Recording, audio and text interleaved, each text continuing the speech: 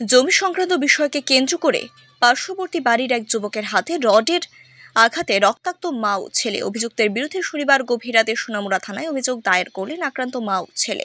সোনামুড়া থানার অন্তর্গত কমলনগর শান্তিটিলা এলাকার নেপাল দত্ত তার পাশের বাড়ির যুবক লিটন পালের সাথে জমি সংক্রান্ত বিষয়কে কেন্দ্র করে শনিবার গভীর রাতে কথা কাটাকাটি শুরু হয়। একটা সময় উত্তেজিত হয়ে লিটন পাল রড নিয়ে পার্শ্ববর্তী বাড়ির পাশে নেপাল দত্তকে রড দিয়ে এলোপাথারি মাথায় আঘাত করে। চিৎকার শুনে ছেলেকে বাঁচাতে এসে রক্তাক্ত হয় মা। অভিযুক্তের বিরুদ্ধে সোনামুড়া থানায় অভিযোগ দায়ের করা হয়েছে।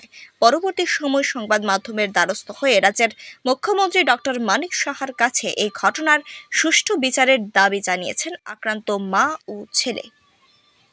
আমার বাবুকে তাই কইছে, আবার আমি বাইরে গেছি, বাইরে যাও না, আমার রদ দিয়ে পারিছে মাথাত। আমার পরে মারা মা বাইতে করতে পারিছে, মারা দিছে রদ দিয়ে পারিছে। কে বাড়ি দিছে? লিটন পাল। বাড়ি কইতা? বাড়ি কমলাও শান্তিটি লই, আমরা ঘর লই ঘর।